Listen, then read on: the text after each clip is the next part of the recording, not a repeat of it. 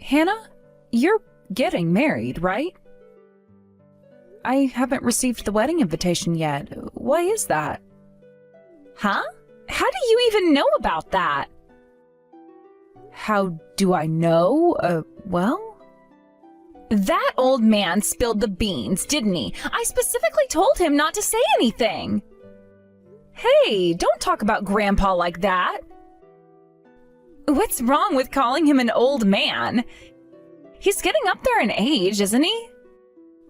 Honestly, you have such a foul mouth. I can't believe someone with a mouth like yours is even able to get married. And who are you to talk, Miss Spinster? You're still single, right? And at your age, too. Isn't that just sad? Well, excuse me, I've been focusing on my career. But still, why didn't you tell me you were having a wedding? Oh, I guess I forgot. Excuse me? I mean, I didn't think it mattered to you anyway. Even if I told you, you wouldn't show up, right? Why bother? It's my little sister's wedding. Of course I would come to something so important. Yeah, sure, you say that now, but you've never once shown up to anything important for me. Every single time, it's always, oh, I'm too busy with work, or sorry, I can't make it. You work as a janitor, right? What is that even worth? A job like that doesn't pay much, does it? A bottom of the ladder stuff. That's... Seriously, with just a high school diploma, what else can you expect? You can only land those dead-end jobs. And how many times have you bailed on me in the last month? I can't even count. I didn't bail. If I couldn't make it, I told you clearly in advance. Sure, when I first started working right after high school, I was really busy. And yeah, I couldn't make it to a lot of your events. But it was for you. I worked myself to the bone because I wanted to support you. I never asked for that. Hannah... I mean, you're the one who decided to start working out of nowhere. Don't go acting all high and mighty, pretending you're doing it for me. It's so fake. I know the truth. You just wanted to hide the fact that you were too dumb to get into college. That's why you're using me as an excuse. I see through it all. It's pathetic, really. People like you who couldn't make it to college are always taking advantage of others. It's disgusting. I see. You must be feeling pretty stressed out with the wedding coming up. It's clear we can't have a proper conversation while you're in this mood. Let's talk another time, okay? I'll call you later. Hannah, what is going on here? Huh? What do you mean? I'm really busy today, you know, with my wedding. So please don't bother me with pointless things. There's no seat for me at your wedding. I don't see my name on the guest list. Wait, what? Hold on a second. Why are you even here? Why am I here? Grandpa invited me since I'm representing the family. What? Oh, that makes no sense at all. You weren't even invited and yet you just show up like this? Seriously? Do you honestly think there would be a seat for you? Wait, what do you mean by that? Come on, think about it. Did you seriously expect that there would be a place for you at my wedding? I mean, you're basically just a garbage picker. Isn't that what you do for a living? Clean up other people's trash? You're no better than a beggar. And guess what? There's no seat for beggars here. Hannah, don't joke like that. Why are you being so cruel? How could you say something like this to me, your own sister? Cruel? Me? I'm not being cruel. What's cruel is you showing up here reeking like garbage and ruining my special day. Honestly, you're a walking nuisance. Do you even realize how embarrassing it is for you to be here? You're like a walking pile of trash. You should be out by the incinerator, not here with my guests. And seriously, even if you took a shower, I bet the smell is still stuck to you, huh? Hannah, I worked so hard for you to support you all these years. Is this really what you think of me? Support me? Don't make me laugh. I never asked you to drop out of college to become a janitor for my sake. That's your own sad little life choice. And guess what? There's no room for someone like you at my wedding. You're better off standing in the hallway or maybe watching from outside the window. Enough, I am leaving. Oh, what a shame. Sienna, you haven't shown up at the family room. Is something wrong? Grandpa, I'm sorry. I'm actually about to leave. Leave? There's only an hour left until the ceremony. What happened? Well... So, Hannah said all those terrible things to you? Honestly, knowing her, I'm not even surprised. What? What are you saying? You see, Sienna, you worked yourself to the bone to provide for Hannah, right?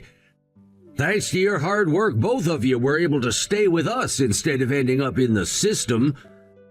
But as a result, you moved into company housing to earn money and didn't get to see Hannah much, did you? That's true, but it's not like I had any other choice. With just your pensions, there was no way you could afford to raise 2 kids. If I didn't work, both Hannah and I would have ended up in a foster home. I couldn't let that happen. Yes, I understand. We were barely getting by on our own financially. You going to work right after high school is what kept us afloat. But Hannah was still in middle school then, you know. It was a rough time for her emotionally. She acted out a lot more than you realize. What? She did? We didn't tell you because we didn't want to burden you when you had just started working. You'd already been through so much, losing your parents so suddenly, and we thought Hannah would eventually settle down. My wife and I tried to watch over her as best we could. I didn't know. But it seems Hannah never really changed her attitude. She could never accept or understand the sacrifices you made working in cleaning. She just saw it as something shameful. She kept saying, Sienna's a garbage collector and now people look down on me because of it. She grew to resent you for it. I'm sorry, Sienna. We should have been firmer with her, but we were naive. We believed she'd grow out of it, but that was a mistake. Don't say that. If it hadn't been for you and Grandma, I wouldn't have been able to go to work in the first place. The only reason I made it through those tough times is because you were there for me. You helped me out so much whenever I was overwhelmed at work or when I was facing challenges I didn't think I could handle. You always encouraged me. So please don't say it was your fault. Sienna. Besides, Hannah had plenty of time to change her views. At first, of course, after losing our parents and suddenly living with you and Grandma, I understood why she acted out. She was in pain, we all were. But to carry that same bitterness and prejudice into adulthood, that's her responsibility now. She chose not to grow. Hannah, I love her because she's my granddaughter, but after this, I can't see her as family anymore. We failed her, not stopping her from becoming so cruel. If we don't act now, things will only get worse. I can't allow her to cause more harm, not like this. You don't have to do that, Grandpa. That's my job. Huh? It was my fault that Hannah spiraled out of control. I avoided talking to her. I didn't try to work things out. I thought that just providing money was enough. I should have tried harder to connect with her, and because I didn't, this is what happened. I'm the reason she's turned out this way, and now it's my responsibility to fix it. As her sister, this is the least I can do to make up for my failures. But Sienna, how are you gonna handle it? Hannah is so far gone. She doesn't respect you or what you've done for her. She won't listen. I don't know yet, but I'll find a way. She might hate me, she might never change. But I can't just let her keep going down this path without at least trying to reach her one last time. I have to. I owe it to her and to myself. You've always been so strong, Sienna, but remember, you don't have to do this alone. If Hannah won't change, we'll still be here to support you, no matter what happens. Thank you, Grandpa. I know this won't be easy, but I can't just walk away, not without trying to make things right. Well, whatever you decide, we'll stand by you. But promise me, Sienna, don't let her hurt you again. You've already sacrificed so much, you deserve better. I promise, Grandpa, and thank you for always being there. Now I'd better go talk to her before the ceremony starts. Wish me luck. I'm going to need it. Good luck, Sienna. Whatever happens, we're proud of you. Thanks. I'll let you know how it goes. Pick up the phone and get back to the ceremony now. Do you have any idea what a mess you've caused by not being here? Ugh. Why is it that you, a worthless, bottom-feeding piece of trash, always has to ruin everything for me? I swear I wish I could throw your entire existence into a garbage incinerator. Wow, that's quite the way to talk, Hannah. You're telling me to come back, but I've already left, so I'm not coming back. You selfish brat! Because you walked out on your own, the whole ceremony has been interrupted. Do you realize the groom's side is questioning why you're not here, and now I have to deal with that? You must have done something. That's why Grandpa had to butt in and say things he shouldn't have. I bet this was all you're doing from the start. You're the worst. I haven't done anything. I left because, well, isn't that exactly what you wanted? Then get back here right now. Everything will settle down if you just show up, so stop being such a selfish brat and get back here. Do you really want me to come back? What? Are you so dumb now you can't even understand basic English? I've been telling you to get back here, you pathetic, low-life piece of trash. Is your head so full of garbage that you can't even understand that much? I am honestly shocked. It's amazing how much venom you can spew. I can't believe my little sister has turned into such a monster. What did you just say? Anyway, I'll come back to the ceremony. But I'll be doing it for the sake of the other guests. You've caused them enough trouble already. I guess it's time I made sure you learn a lesson. Because up until now, no matter how many times I've had to clean up your messes, you never learned anything. What are you even talking about? Just stop ruining my wedding, you pathetic bottom feeder. Just get over here already. Understood. But I'll ruin the wedding. This time, it's my turn. You're really saying unnecessary things. Right now, you should apologize for lying and kneel before my husband. If you do that, maybe I'll still let you off with just a $30,000 settlement. No one would believe a lowlife like you anyway, but just come and correct it quickly before the public gets the wrong idea. I came back as you said, and yet you're treating me like this? It's because you're doing such strange things. I told you to come back. I didn't say to hurl insults. A lowlife like you should just bow your head and keep quiet. Why are you so angry? Of course I'm angry. My husband is the president. He is not someone a lowlife should even be speaking to. Aren't you embarrassed to spout off such delusions without even realizing that? Well, if someone is the president, they wouldn't say something rude to someone who practically paid for the wedding. Besides, the event has already been canceled and the guests have gone home. Huh? What do you mean by that? The money for the ceremony was provided by our grandparents. That's what I wanted to talk about. All the costs for this wedding were covered by me. I heard that you were begging your grandparents for money. For me, it's my little sister's wedding as she's marrying into another family, and I thought since this is the last time, I would cover the expenses. While our grandparents said they would pay, they also need money for their hospital bills. Why are you paying for it? Although I've been busy and hardly able to see you, you were still my adorable little sister in my eyes. I had no doubt about paying to celebrate your wedding. But the cute little sister I once knew is nowhere to be found now. You wouldn't want money from a lowlife, would you? Huh? I don't want to make you feel bad, but I am going to ask for all the money spent on the wedding back. What? Why would it end up like that? I'm not going to pay anything to a lowlife. And more importantly, just correct it already. He's furious and talking about divorce. This is all your fault. I could have married a president and hit the jackpot. Don't ruin my life.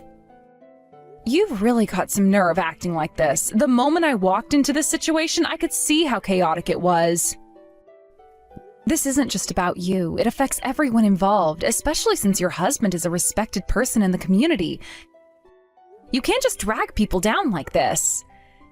You think I care about your opinion? Who do you think you are? You think your little moral lesson is going to work on me? Just fix this. I can't let my husband walk out on me over your nonsense.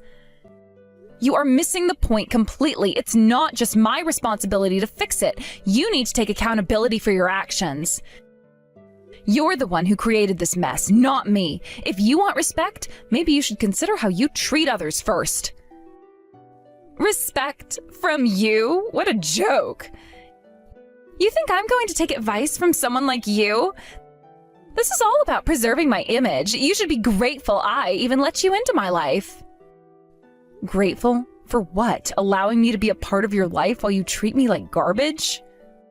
I'm tired of being your scapegoat. I won't stand for it any longer.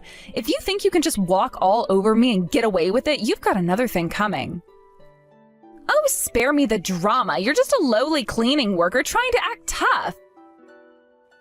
If you really cared about me, you'd want what's best for me, not create these ridiculous demands and act all high and mighty. It's not about acting tough. It's about standing my ground. And frankly, if you cared at all about your family, you wouldn't be so dismissive of my feelings in our past.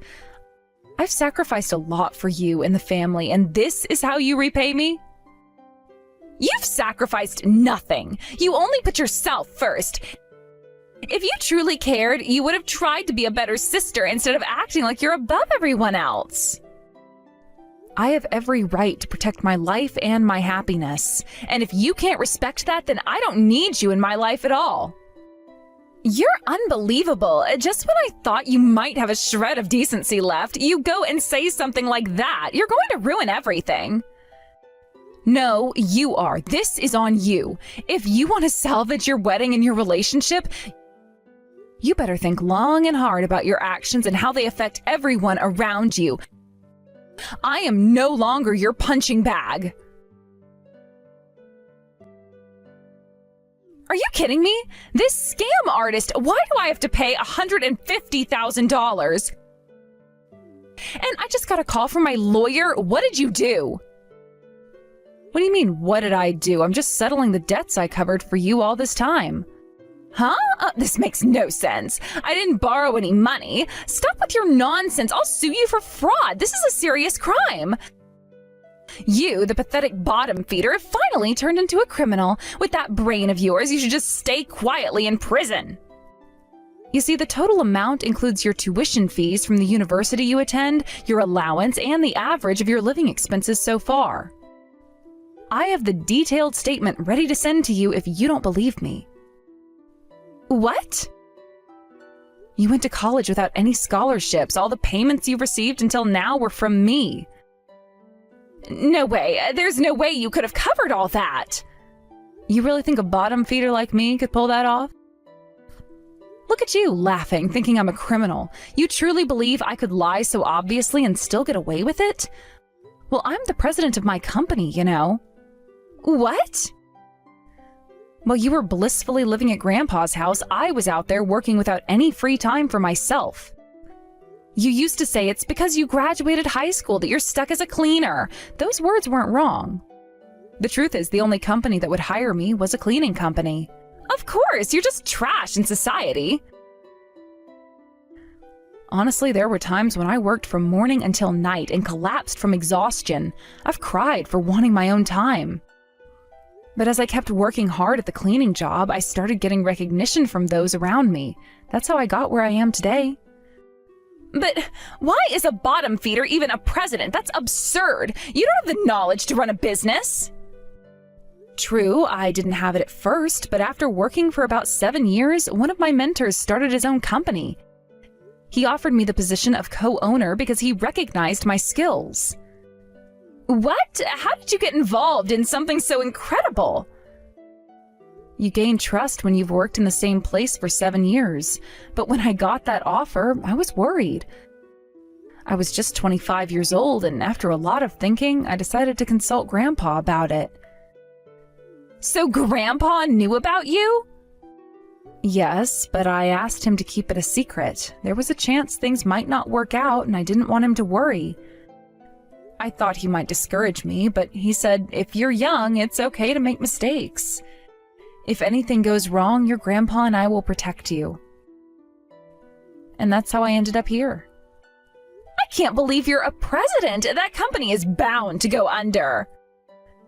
It's not as easy as you think, so I'm not running the business myself. Huh? Even though I'm technically a co-president, I'm mostly focused on training employees. Training people is part of what being a president entails. So you're not even doing the cleaning job anymore? I'm not on site anymore, no, but maybe I'm still carrying the scent of it. Honestly, the things people have said about me have left me bewildered. I haven't heard any of that. It's your fault for not denying it. You know, there is no such thing as a bottom-level job. I feel sorry that you've grown up to be someone who looks down on others to this extent. After this incident, I doubt anyone would want to marry you when they see how you act. The debt from my claims and your damages will be enormous. But that's what you deserve. If you hadn't tried to exclude me from the wedding, things wouldn't have turned out this badly. You've got to be kidding me. I never even considered you my sister. You worked on your own, made your own money, and now you're the one throwing a tantrum like a child? Besides, I'm a grandchild too, you know. Grandpa and Grandma are on my side. We've lived together for so long, even if you contributed money. I've been there longer than you, so I must be more important. That's why Grandpa will help me.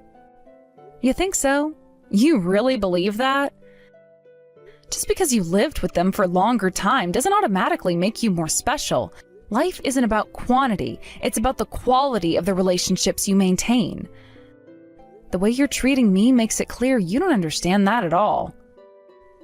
You can't talk to me like that. What do you think you know about my life? You've been absent most of the time. I may not have been there physically, but I was always concerned for you. I worked hard so that you could have a better life. The sacrifices I made were for your sake, yet you're here treating me like garbage. It's disheartening. You're the one who's pathetic. Just because you worked hard doesn't mean you can look down on me. You made your choices, and I didn't ask for any of this. Maybe you didn't ask, but I did everything I could to help. I took the burden of our lives. Now it's your turn to take responsibility. You can't keep blaming me for your failures. This is ridiculous. You're just trying to shift the blame on me. No, Hannah, I am pointing out the reality. The way you've behaved shows a lack of maturity. You're living in a fantasy world where everything revolves around you, and that's not how the real world works. I'm done talking. I don't need your advice or your pity. Fine, but know this. Life has a way of catching up with you. You can continue living in denial, but it won't last forever. You'll have to face the consequences of your actions eventually. I don't care. I'll make sure you pay for this. If that's what you want, go ahead, but just remember, I'm not the enemy here. I've always been on your side, even if you don't see it. You have never been on my side. You're just jealous of my life. Jealous? No, I'm worried. I'm worried that you're losing sight of who you really are. This isn't the Hannah I grew up with. She was strong, capable, and loving. I want to see her again. She's gone, and she's never coming back. That's not true. She's still there, buried under all the anger and resentment. You just need to dig deep and find her again. It's never too late to change, Hannah. Grandpa, Sienna's bullying me. I don't get it. If this keeps up, I'm going to end up in debt. You wouldn't want your adorable granddaughter to be in debt, would you? So please, give me some money, just like before. Enough already, Hannah. It's time you understood the truth. We were wrong to spoil you. You need to handle this on your own because it's all self-inflicted. Huh? Why? You've always helped me before. We've explained many times that it was Sienna who helped you. I thought Grandpa was just lying to protect Sienna's image. Remember when you caused trouble at university, or when you got involved with a married man? It was Sienna who covered the settlement money and the compensation. We've shown you the documents, too. Did you think all of that was fabricated? Yes, because Grandpa, you were always favoring Sienna. It was always about her achievements while trying to make me feel indebted. You think so? I don't see it that way. You've looked down on Sienna for a long time. That's not true. I never looked down on Sienna. If she had a proper job, I would have respected her. Stop lying. When you got into trouble and needed money, what did you say? You complained, there's no way I'm taking money from someone beneath me. That's my grandparents' money. You said that clearly. Well, that's... I love you as my granddaughter, and you're my daughter's legacy. I've tried to raise you well, but I can't help but think that we've failed, allowing you to become someone who causes trouble and doesn't care for her sister. If we keep bailing you out, it won't do you any favors. It's time you learn to live on your own. Huh? I'm cuter than Sienna, so I should be treated better. I'm a way better person than someone who rummages through garbage. What are you saying? You've never done a proper cleaning job in your life. Eek! You seem to look down on cleaning staff, but your mother was a cleaner. You know that, right? Well, that's... Disrespecting cleaning jobs is the same as belittling my daughter. I won't allow anyone to insult my daughter or my granddaughter any further. I'll sever ties with you. You can't do that. What will happen to me? You need me around, right? About that, Sienna has suggested we live together. We'll move to Sienna's house. We're gonna sell this place and we'll take all that's in our names. You, who've been so dependent on others, will end up with nothing. Why won't you help me? I'm your cute granddaughter. Don't you think grandfathers would do anything for their grandchildren? Help me out. If you can't understand after all this, it's too late. I know you were after what we would leave behind. I've heard you say you wished we would just disappear. Well, I'll do what you wished. It's time for you to face the consequences of your actions. No, not Dad. What would I do without you and Grandma? How will I survive? I've never cooked or done laundry. You've relied on others your whole life, and now you have nothing to show for it. What's left for you is only debt. A truly unfortunate life, I must say. But Grandpa, I can't live like this. You're supposed to be my family. You can't just abandon me. I'm not abandoning you. I'm trying to teach you a lesson. You need to learn to fend for yourself, Hannah. We've been too lenient, and it's time for a change. This isn't fair. You were supposed to support me. I'm still your granddaughter, and I deserve some help. Deserve help? You've squandered every opportunity we've given you. It's high time you recognize the mistakes you've made. I didn't ask for this. You can't just decide my fate. I'm begging you. The only person responsible for your fate is you, Hannah. You've made your bed and now you must lie in it. But I'm scared. I don't know how to survive on my own. I need you. Everyone faces challenges in life. This is your chance to grow up and take responsibility. We've done enough to help you. Now it's your turn to step up. I can't believe this is happening. You're supposed to love me unconditionally. You can't just throw me out like this. Love isn't about enabling poor choices. It's about guiding you to become a better person. And that means facing the reality of your actions. This is so unfair. I didn't choose to be in this situation. True, but you made choices that led you here. It's time to accept the consequences and learn from them. Grandpa, you're going to be moving in with us soon, right? I'm heading over to help with the preparations for the move. No, that's all right. There isn't much to move, so it's not necessary. What do you mean? I'm gonna burn everything that reminds me of Hannah. The luggage will be minimal. You really don't have to go that far. This is a form of closure. Hannah, she resembles your mother so much that I couldn't be as strict with her. I was too afraid of repeating past mistakes and trying not to make the same errors. It seems I've ended up making another one. What do you mean by that? You might not know this, but your mother and I didn't always get along very well. Wait, what? In the past, I was too harsh on your mother. Because of that, there were some rifts in our family. I thought it was better to be less strict this time, but I ended up being too lenient. I keep making mistakes. That's not true, Grandpa. My mother did not resent you.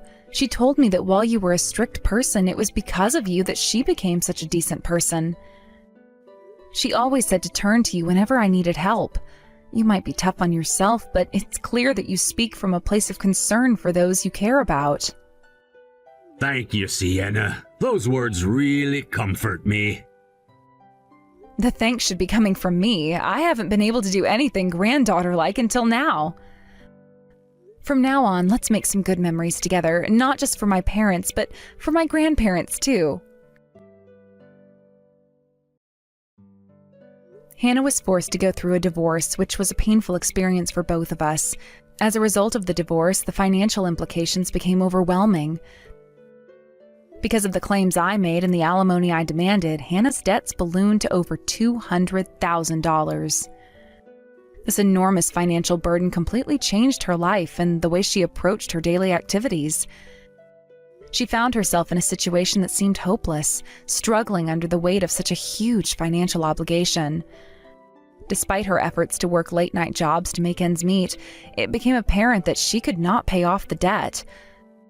She worked tirelessly, pounding her energy into multiple jobs, hoping to chip away at her growing bills. However, no matter how hard she worked, the amount she owed loomed over her like a dark cloud, making it nearly impossible for her to escape from its grasp. The stress of the situation only compounded her difficulties, and she felt trapped in a cycle of despair. Hannah also faced social stigma in her pursuit of employment. When she engaged in night work, she was often met with harsh judgments from others. Comments like, "How could you stoop to such lowly jobs?" were not uncommon, and these words stung deeply. Such criticism affected her confidence significantly, making it even more challenging for her to continue working in those jobs. It's one thing to be struggling financially, but to also face scorn and judgment from others made her feel even more isolated and alone. As time went on, her emotional state deteriorated. The sense of failure and hopelessness seemed to take a hold of her, and she became unable to work properly at night. It was already a difficult environment for her, but the emotional toll of her situation rendered her nearly paralyzed. It's heartbreaking to think that she had to endure such struggles. Now it feels like I have no idea where she is or what she's doing. The lack of communication has left me concerned about her well-being, and I often find myself thinking about her and wondering if she's okay. On the other hand, I've found some stability in my life during this tumultuous time. I'm living peacefully with my grandparents, who have been a source of comfort and support for me. Their presence in my life has been a blessing, and I often find solace in the warmth of their love and understanding.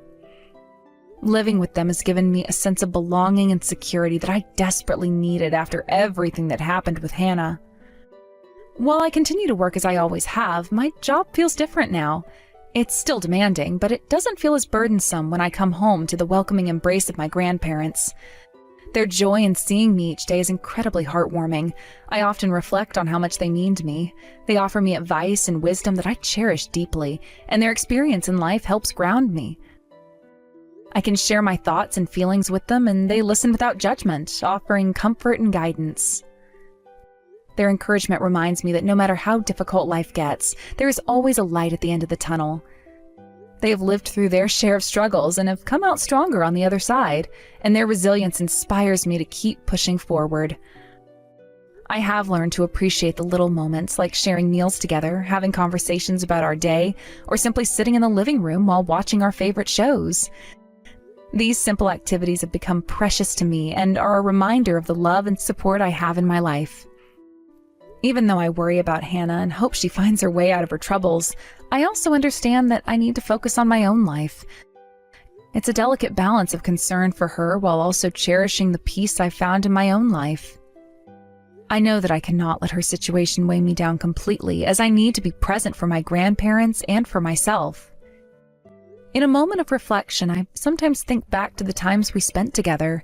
There were joyful days filled with laughter and shared dreams, and then there were moments of tension that led us down the path to our separation. Those memories are bittersweet to recall, but I know they shaped who I am today. I've learned valuable lessons about love, responsibility, and the complexities of relationships through my time with Hannah. While Hannah battles her demons and the overwhelming pressure of her debt, I am grateful for the stability I have. I remind myself that every person's journey is different, and sometimes life takes unexpected turns that can lead us to unforeseen outcomes. I hope that Hannah eventually finds a way to rebuild her life, free from the chains of her past mistakes. I want her to find the strength to move forward, as I have, and to rediscover hope for the future. In the meantime, I will continue to hold my grandparents close, valuing the time I have with them. Life is fleeting, and I want to make the most of it by cherishing these moments of peace and love. I know they're getting older, and I want to ensure they feel supported and appreciated in their twilight years. Their love has been a guiding force in my life, and I want to give back to them in every way I can. As I navigate through my own journey, I strive to balance my past experiences with hope for the future. I want to honor the lessons I've learned while also embracing the new opportunities that life presents. Every day is a chance to grow and evolve, and I am determined to make the most of it, no matter what obstacles may come my way.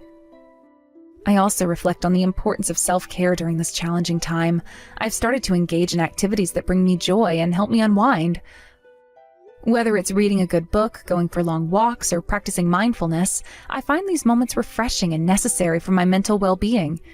It's easy to get caught up in worries about the future or concerns about others, but I've learned that I need to take care of myself first. By focusing on my well-being, I'm better equipped to support those I care about, including my grandparents and Hannah, if she ever reaches out to me again. I want to be in a position to help, rather than feeling drained and overwhelmed by my own struggles. I believe that by prioritizing my health and happiness, I can create a more positive environment for those around me. In conclusion, while Hannah's situation weighs heavily on my heart, I must continue to cherish the stability I have found in my life with my grandparents. They've been my rock, and their unwavering love reminds me of the importance of family and support during challenging times. I wish nothing but the best for Hannah, hoping she finds the strength to overcome her hardships. As I move forward, I carry with me the lessons from my past, the love of my grandparents, and the hope that tomorrow will bring brighter days.